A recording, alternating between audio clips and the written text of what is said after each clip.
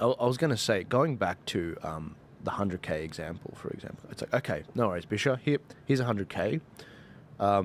98,000 will be traded, on my behalf. Me as the sort of, obviously the person that has the money and is giving it to you and whatever, to what extent can someone say, Bisher, I don't want to see this money for 2 years.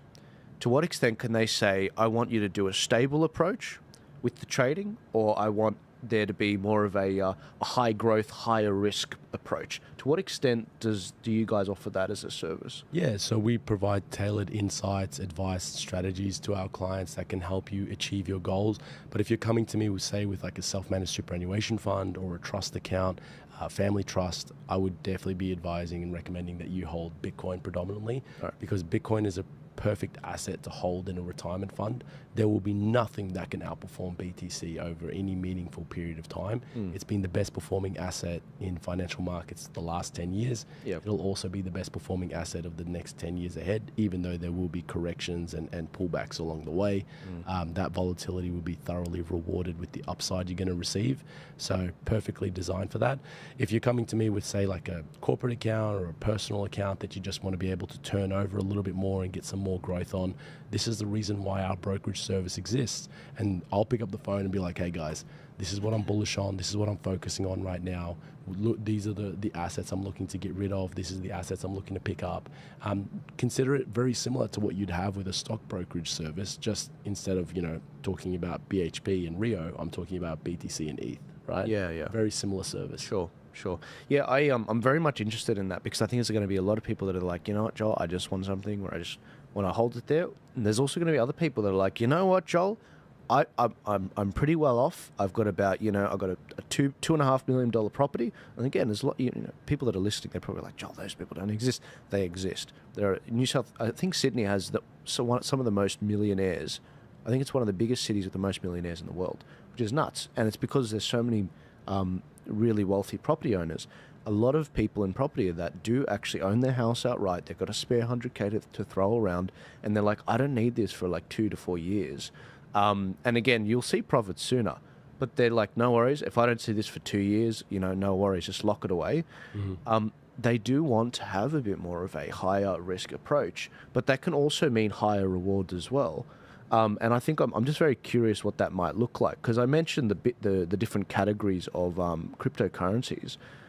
Correct me if I'm wrong. Does sometimes that portfolio management look like 50% of the portfolio 100K is in Bitcoin, a bit of it's in the blue chip coins, a bit of it's in the altcoins, and then obviously none. I don't think you touch the shit coins. I don't think you touch them at all. Look, like people come to me with the craziest requests. Like I had somebody come to me recently and they wanted to buy Rocky the dog token. They wanted to buy Klaus token. Klaus. Yeah, so it was all kinds of stuff. It's insanity in my space, in my world. But for people who are coming, who are like wealthy property owners, or people who are looking to even make it, right? You might be like a hardworking 9-to-5 battler. That's my kind of background. I grew up in the commission housing of Melbourne, so I know what it's like, the need to make next week even better than this week. You might be willing to take on more risk. You just need to add Bitcoin in the lion's share of your portfolio, and you'll be wealthier than most people, because there's almost this like ginormous push for like instant gratification. I need it now. I need you to put in 100K. I need to be like successful now. So, which is, I can appreciate that demand, that desire, but I just, the example you gave of give me 2 to 4 years is magic. If you give me 2 to 4 years with crypto and with Bitcoin in particular, I am going to supercharge your portfolio returns. And we don't have to take on that much risk. So a lot of people look at Bitcoin at 150,000 Australian dollars and think that they've missed the boat, right? Oh, it's 150K AUD per Bitcoin. Job's done. I got to look at somewhere else in the crypto space to get some growth, get some price appreciation.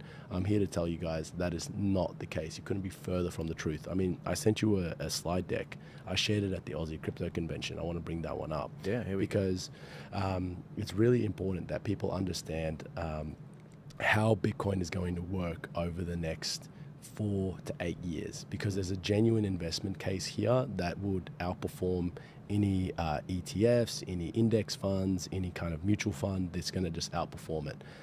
So this is a checkerboard quilt. I'm going to run you guys by it. At the top in white is Bitcoin. Every 3 years, it is the king, right? Nothing even comes close to it. But then, yeah, it's marked with periods of volatility, for example, which I can appreciate and understand. That might scare people, but the volatility is just the repricing of Bitcoin, so that people understand that before I dive into the checkerboard quilt, I just want to separate two things, which is Bitcoin, the asset, which is what people hear about in the news, the headline that captures the headlines. That's Bitcoin, the asset. That's the price chart that people are always referring to. Bitcoin, the network, is one of the most sovereign things on the planet, and it can't be controlled. And for anybody who says, oh, Bitcoin's a Ponzi or Bitcoin's a scam, that couldn't be, you're incredibly wrong. Reason being is that Bitcoin works whether it's got a price of $1, it'll work at a price of 10,000, 100,000, a million, and if it goes from a million to 500K, the network still works. There's not a single Ponzi scheme on the planet that can have multiple 80% drawdowns or corrections in price and still recover, because the asset price is separate from the network. So yeah, that's just very easy kind of claim to dismiss. That checkerboard quilt just goes to show you Bitcoin's price performance against traditional assets, whether that be gold, whether that be the S&P 500, which is US equities, whether that be emerging markets. There's a high yield bonds. There's a whole bunch of different little assets that sit there. Now, when you look at that and when you think about, okay, what can I add to my portfolio to give me non-correlated returns, you got to add the BTC into there. And if you look, every 3 years, it is the best performing asset, and then it goes to the bottom of the list because it has a correction. But we've seen 2023, stellar year. 2024, the year is not yet done. So, but yeah, year to so far up about 117%. So an absolute stellar year again. And in 2025, we're setting up for a mammoth year. So this is the time to be bullish, guys, because although you could have bought it last year and said, oh, I could have made 117% already, 2025 is going to melt faces in terms of price performance. And that checkerboard quilt that I'm showing you of different assets across different years, that's what's going to show you the genuine, consistent performance of BTC in 2025 is going to be quite stellar if it just history repeats. This is brilliant. I love this graph. This is actually really awesome, especially as someone that's, I've had crypto for some time, almost 10 years now, and seeing it perform with other assets I've had like gold. This is actually a really good graph, because you can see that Bitcoin's at the top, except in 1 in every 4 years. Yeah. And that's why I use that time frame 2 to 4 years. And I want to manage people's expectations here. Yeah. Again, don't invest what you're willing to don't invest what you're not willing to lose. I strongly recommend, if you're starting small, again, I don't do financial advice, but from my own perspective with regards to my own trading, when I put money into Bitcoin, it's like, I don't want to see that for a couple of years. Yeah. Because the chance is always that it drops down 75%. And it's like, okay, well, if that happens, I put that money aside to actually, I don't want to see it for 2 years. But again, that's totally up to your risk appetite. That's up to you and your financial situation. I want to ask a question now. I used the example of 100,000. Let's go back. What is too small to invest with you guys? Let's say there's someone that's like, they're in their very first job. They're 18 years old. They're just out of school. They might have $1,000 a month to play with. They've saved a grand total of $2,000. Is that too small to start investing with regards to crypto? No, not at all. I mean, we can take any transaction over $2,000. So that's our minimum, and we don't have any limits nor maximum. So you can trade as much as you like. Right.